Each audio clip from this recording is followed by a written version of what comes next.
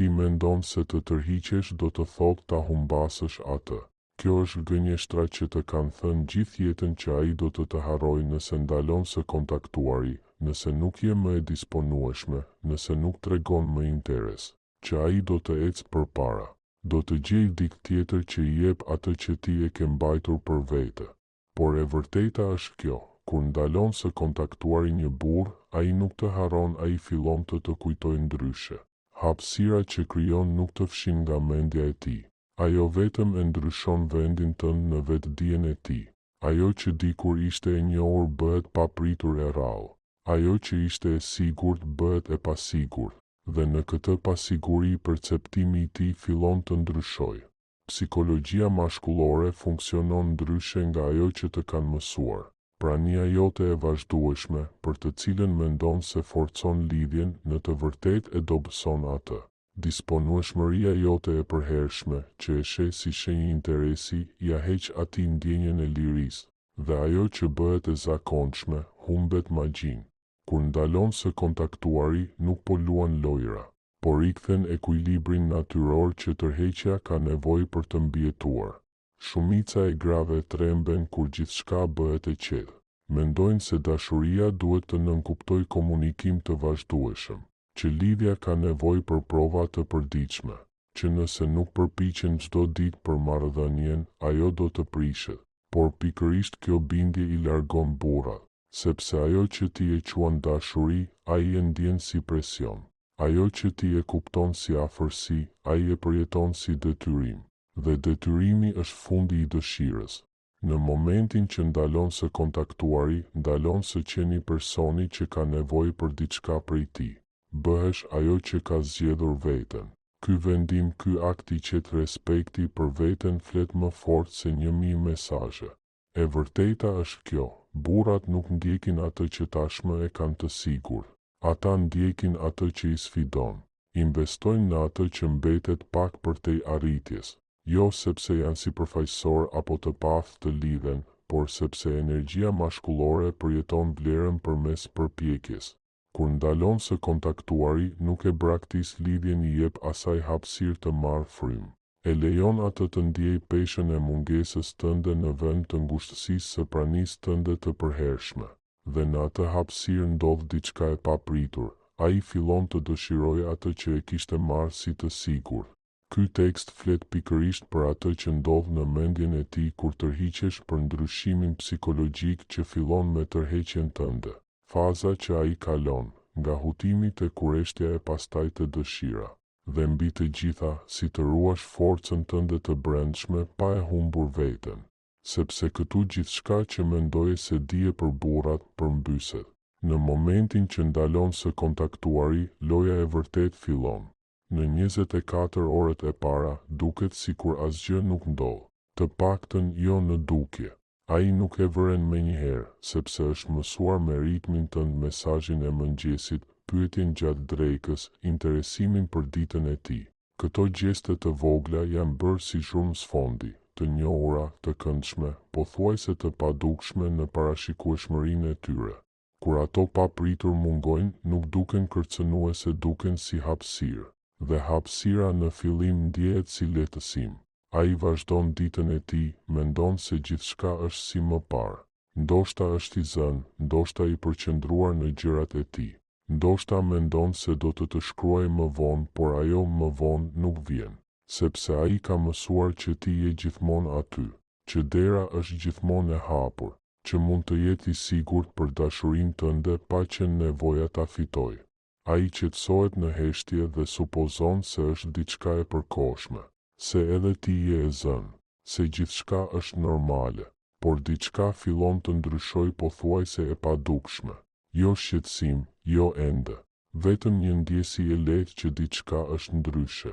Ai sheh telefonin dhe kupton se ti nuk ke shkruar. Do të dojë të dërgoj një mesazh, por ndalet, duhet të presë që ti të kontaktosh e para.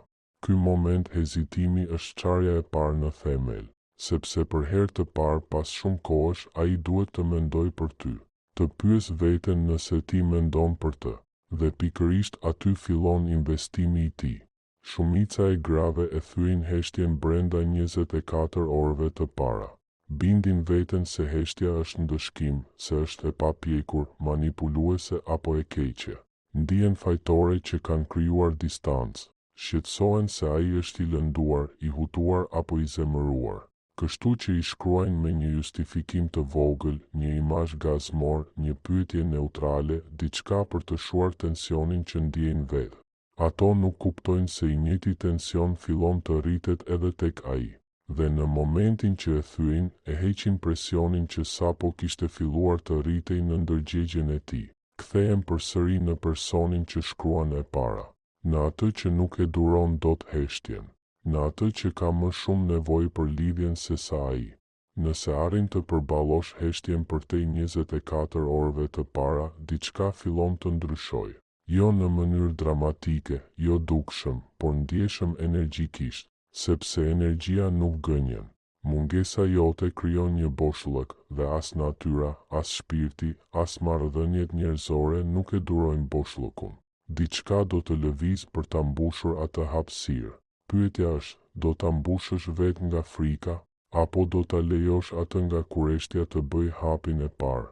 Kjo zgjedhje përcakton gjithçka që ndodh më pas. Në ato orë të para, mendja jote bëhet një fushë betejë. Fillon të dyshosh, a isha shumë e ashpër? A e teprova? A është i lumtur që jam larguar? Ndoshta nuk i intereson fare. Ndoshta po bëj një gabim. Çdo pasiguri që ke pasur ndonjëherë për vlerën tënde në sytë e tij del në sipërfaqe, sepse heshtja, kur je mësuar me lidhje të vazhdueshme, ndjehet si rënje e lirë. Nuk ke informacion, asnjë konfirmim, asnjë siguri që je ende e rëndësishme për të. Dhe pa atë konfirmim të jashtëm, frikërat e brendshme fillojnë të bërtasin. Kjo është arsyeja pse shumica e grave dështojnë në fazën pa kontakt, jo sepse strategjia nuk funksionon, por sepse nuk e përballojnë të vërtetën që ajo zbulon, sa emocionalisht të varura janë në të vërtetë. Paqëndrueshmëria që ndjen në heshtje nuk ka të bëjë me të. Ajo vetëm të tregon se sa shumë nga ekuilibri yt i brendshëm ja ke lënë në duar. Sa herë që i shkruaje, po testoje nëse kujdesej ende, nëse ishe ende e rëndësishme, nëse lidhja ekzistonte ende. Këto prova të vogla, këto konfirmime të vazhdueshme, u bën themeli i paqes tënde të brendshme. Dhe kur ndalon së testuari, ajo paqe shembet jo sepse ai nuk është më, por sepse nuk e kishe ndërtuar kur mbi një bazë të fortë. Heshtja të detyron të përballesh me një të vërtetë të pakëndshme. Ke kontrolluar frikën tënde përmes kontaktit. Çdo mesazh që ke dërguar ka qenë një përpjekje për të qetësuar veten. Çdo bisedë që ke nisur ka qenë një test për t'u siguruar që ai të do ende. Dhe tani pa këto teste, pa këto konfirmime duhet të jetosh me ndjesinë e zhveshur të mosdijes, me pasigurinë, me mundësinë që ndoshta ke dhënë më shumë se sa ai ka marrë ndonjëherë. Kjo vetëdije, sado e dhimbshme, është e nevojshme, sepse vetëm kështu diçka mund të ndryshojë brenda teje. Forca që kërkon nuk qëndron në reagimin e tij, por në aftësinë tënde për të duruar heshtjen pa pasur nevojë për të. Nëse arrin të mos shkruash për 24, 48, 72 orë jo si taktik, por sepse je vërtet në paqe, çfarëdo që të ndodh gjithçka ndryshon. Jo vetëm mënyra se si ai të sheh, por edhe mënyra se si e sheh veten. Nuk je më gruaja që ka nevojë për përgjigjen e tij për t'u ndjerë e sigurt. Je gruaja që e di se vlera e saj nuk varet nga sa shpesh ai kontakton. Dhe pikërisht kjo ndryshon gjithçka edhe tek ai. Në fund të ditës së dytë ndodh diçka interesante. Ai fillon ta vërë re jo në mënyrë të vetëdijshme, por në një nivel më të thellë. Modeli yt ka ndryshuar. Nuk i ke shkruar, nuk ke pyetur, nuk ke ndarë asgjë, nuk ke mbajtur lidhjen si zakonisht. Kjo mungesë, kjo hapësirë ku dikur ishte energjia jote, nuk ndjehet më si lehtësim, por si kureshtje. Ndoshta edhe si shqetësim. Ai nuk do ta pranoj kur hapur, por fillon të pyes veten, ku është ajo? Burrat funksionojnë në një ritëm tjetër nga gratë. Ndërsa ti ke qenë e mbërthyer në një stujë emocionesh për 48 orë, ai sapo fillon të ndjejë se diçka është ndryshe. nuk është as mizori, as indiferencë, është thjesht mënyra se si psikologjia mashkullore e percepton dhe përpunon marrëdhënien. Burrat nuk jetojnë në një ndërgjegjësim të vazhdueshëm të marrëdhënies si gratë. Ata ndajnë gjërat, përqendrohen në një gjë në një kohë, dhe nëse ti ke qenë ajo që e mbaje lidhjen gjallë, fokusi i ti ka qenë diku tjetër duke u besuar që ti do të kujdeseshe për anën emocionale. Por kur ndalon se investuarja të energji, kur tërhiqesh, duhet pak kohë që ai ta ndjejë ndryshimin. Por sapo ta ndjej, fillon transformimi. Ai fillon të kontrollojë më shpesh telefonin. Lexon përsëri mesazhet e vjetra për të parë kur ka ndryshuar diçka. Pyet veten nëse je e zemëruar, nëse ka ndodhur diçka, nëse je mirë. Këto mendime nuk e pushtojnë plotësisht, por shfaqen. Të vogla, por të qëndrueshme në ndërgjegjen e tij. Dhe sa herë që ndodh kjo, ti rifiton hapësirë në mendjen e tij, jo më si gruaja që ishte gjithmonë e disponueshme, por si ajo që ndoshta nuk është më.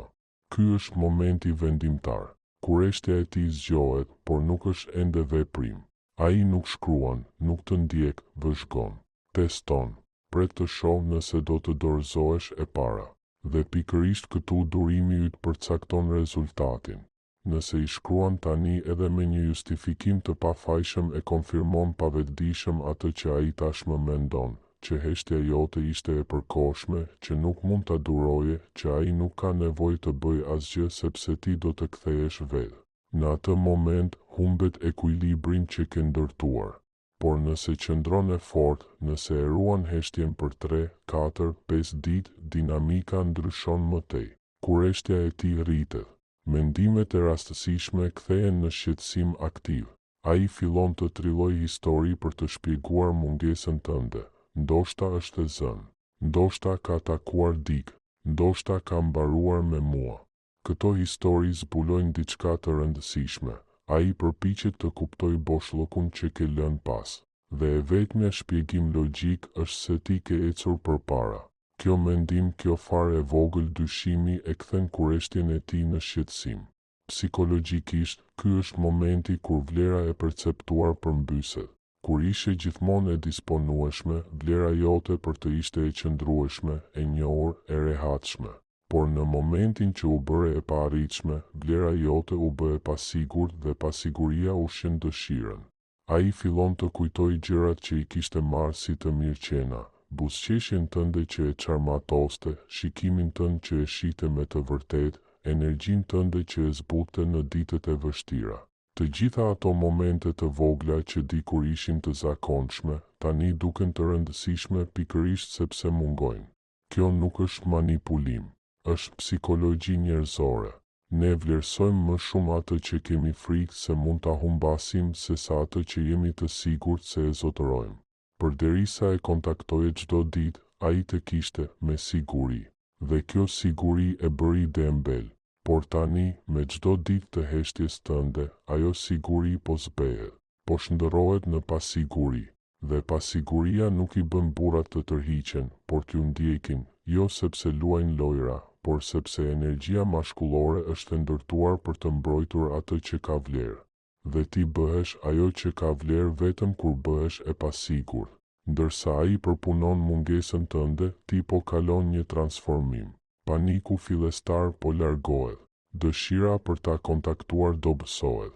Po fillon të kuptosh se bota nuk është ndalur vetëm pse ti nuk i ke shkruar. Se dita jote mund të jetë e plotësuar edhe pa përgjigjen e tij.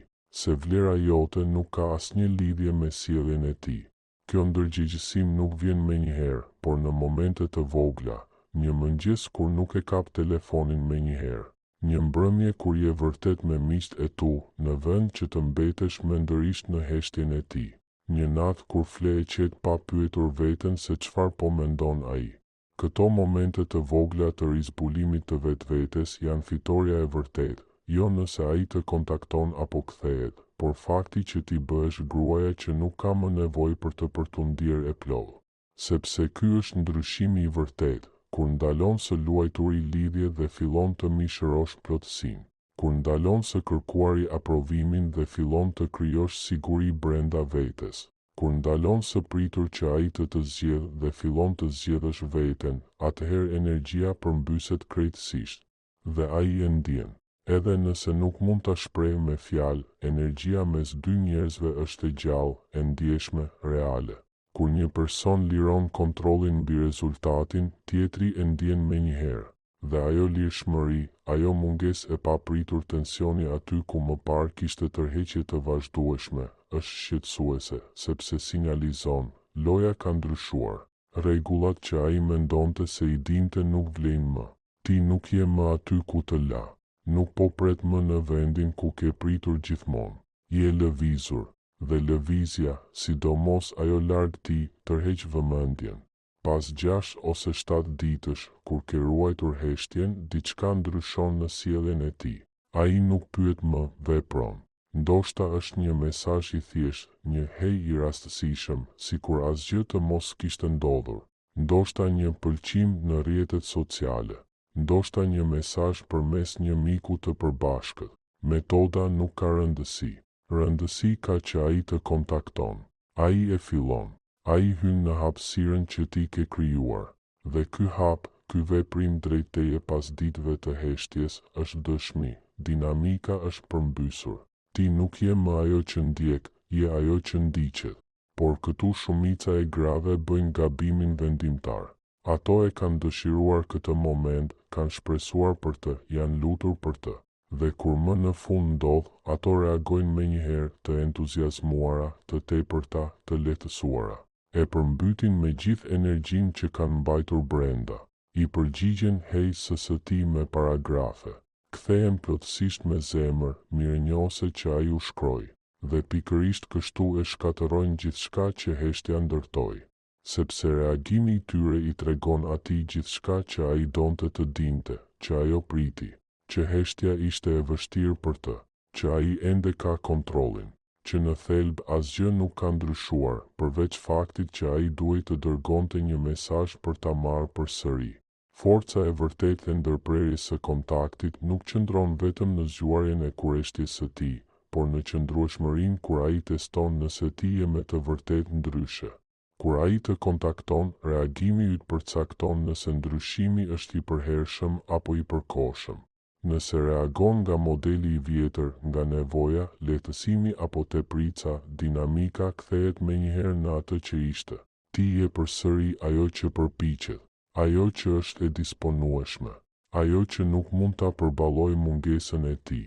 Por nëse reagon nga gjendja jote e re e brendshme, e qetë, e përqendruar, e balancuar, atëherë energjia e re qëndron. Ti nuk e refuzon, nuk luan lojra. Thjesht përgjigjesh si një grua që nuk ka nevojë për vëmendje për t'u ndier e plotë. Ky ndryshim është vendimtar. Është dallimi midis strategjisë dhe transformimit. Strategjia është e jashtme, e llogaritur, një rol. Ajo prishet në presion sepse nuk lind nga ndryshimi I vërtetë. Transformimi është I brendshëm, I vërtetë, I qëndrueshëm. Ndodh kur arrin vërtet në pikën ku je në paqe, me ose pa të. Kur mesazhi I tij është I këndshëm, por jo I domosdoshëm. Kur interesi I tij është I mirëpritur, por jo përcaktues. Kur prania e tij e pasuron jetën tënde, por nuk e plotëson atë. Kjo energji është ajo që e bën atë të kërkojë, jo sepse e mban, por sepse ti je e tërë. Kur përgjigjesh nga kjo gjendje e re, ai e ndjen ndryshimin. Ndoshta përgjigjja jote është e shkurtër, por e ngrohtë. Ndoshta e njeh, por pa u futur në një bisedë të gjallë. Ndoshta përgjigjesh, por nuk bën pyetje për ta mbajtur bisedën gjallë. Këto nuk janë teknika, por shprehje natyrore e një gruaje jeta e së cilës është e mbushur me prioritete të tjera, burime të tjera gëzimi, qëllime të tjera. Dhe kjo realitet, ky shenjë e dukshme e një jete të plotë, është magnetike në një mënyrë që disponueshmëria nuk mund të jetë kurrë. Ai priste të gjente aty ku të la, duke pritur, gati, mirënjohëse për kthimin e tij. Por ti nuk je më aty, je diku tjetër. Më e fortë, më e qetë, dhe ky dallim midis asaj që ai priste dhe asaj që tani përjeton krijon tension, atë llojin e mirë të tensionit, atë që e bën të veprojë. atë që e bën të dyshoj nëse të kishte kuptuar drejt, atë që e bën të pyes nëse ka ende të njëjtin qasje tek ti. Kjo pasiguri, kjo vënie në dyshim e vendit të tij në jetën tënde, e kthen interesin e tij të lirshëm në dëshirë të vërtetë. Në ditët që vijnë, nëse e ruan këtë qëndrim të ri, nisma e tij bëhet më e fortë. Ai nuk kënaqet më me përgjigje të shkurtra. Ai do më shumë. Bën pyetje. Përpiqet të rikthejë afërsinë e vjetër. Ndoshta bëhet edhe i irrituar sepse ti nuk reagon më si dikur. Por kjo irritim nuk është hap pas, është dëshmi se dinamika është kthyer. Sepse edhe ndjekja me zhgënjim është ende ndjekje. Tregon që ai po investon energji që më parë nuk e kishte shpenzuar, që po lufton për diçka që dikur e kishte pa mund, dhe përpjekja në psikologjinë e tërheqjes e rrit vlerën. Por duhet ta kuptosh, vëmendja e tij e shtuar nuk do të thotë se ke fituar. Do të thotë që ekuilibri është rivendosur. Ti nuk po mban më të gjithë peshën ndërsa ai pushon. Nuk po ndjek më ndërsa ai largohet. Energjia është në ekuilibër, dhe vetëm energjia e ekuilibruar mund të mbajë një lidhje të vërtetë. Çdo gjë tjetër është çekuilibër. Në çdo marrëdhënie ka momente kur humbet ekuilibri, njëri jep shumë, tjetri vetëm merr. Njëri ndjek, tjetri largohet. Njëri investon zemrën dhe energjinë, tjetri është vetëm gjysmë i pranishëm. Ky çekuilibër mund të ndihet për një kohë si lidhje, sepse është intensiv. Por kjo intensitet vjen nga mungesa, jo nga tërheqja e ndërsjellë. Është raskapitse, një anshme dhe në fund të paqëndrueshme.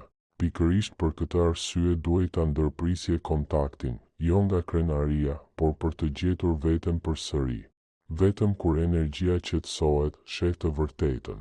Nuk sheh më fantazinë që ushqeve me përpjekje të vazhdueshme, as potencialin që përpiqet të detyroje, por njeriun e vërtet përpara teje dhe shkallën e tij të vërtet të interesit kur duhet jo vetëm të marrë, por edhe të javë. Heshtja nuk është armiku yt, por pasqyra jote më e qartë. Ajo të tregon çfarë është reale dhe çfarë ishte vetëm në mendjen tënde. Ajo të heq iluzionet, justifikimet, shpresën për diçka që ndoshta nuk ka ekzistuar kurrë. Ndonjëherë kjo ndërgjegjësim dhem. Kupton se burri që ndiqje nuk ishte gati të takonte vërtet, se ishe dashuruar me një ide, jo me realitetin. Ke dashur potencialin, jo njeriun. Dhe sado që të dhemb, kjo është çlirimi, sepse ndalon së luftuari për diçka që ekzistonte vetëm në mendjen tënde. Por ndonjëherë heshtja të tregon diçka tjetër. Ka burra që zgjohen kur ndalon së mbajturi gjithçka vetëm. Burra që fillojnë të veprojnë vetëm kur tërhiqesh. Kur ndalon së qeni gjithmonë e disponueshme, ata fillojnë ta vlerësojnë përsëri kohën dhe energjinë tënde. Atëherë kupton, nuk ka qenë gjithmonë mungesë interesi, por një lojë e pabalancuar, ku ti ke dhënë shumë dhe ai është rehatosur shumë.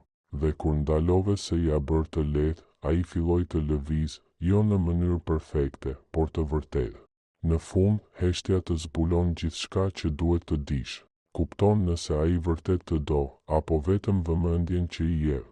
Nëse ai të sheh, apo thjesht i pëlqen ndjenja që ti ke nevojë për të. Nëse ekziston interes i ndërsjellë, apo vetëm përpjekja jote njëanëshe. Kjo e vërtet është ndonjëherë e hidhur, por çliruese. Sepse edhe e vërteta e parehatshme të çon drejt forcës tënde. Prandaj beso në heshtjen, beso në hapësirën, beso në parehatin. Në anën tjetër të kësaj heshtjeje është një version i jot vetvetes që e di vlerën e saj. Një grua që nuk do të pranoj më kur më pak se për kushtim të ndërsjellë. Një grua që ka kuptuar se dashuria e vërtet nuk është ndjekje, por zgjedhje. Sepse në fund, ky është mësimi më i rëndësishëm. Vlera jote nuk është përcaktuar kur nga ajo nëse ai të kontakton. Ajo është përcaktuar gjithmonë nga fakti që ti zgjedh veten. Dhe ta zgjedhësh veten përsëri, pavarësisht mallëngjimit, frikës apo pasigurisë, nuk është dobësi. Është forcë, është liri, është momenti kur e kupton se nuk ke luajtur kurrë lojën e tij. Gjithmonë ke luajtur tënden. Dhe në lojën tënde, ti nuk ndjek, ti zgjedh. dhe ajo që është vërtet për ty gjithmonë do të zgjedh ty.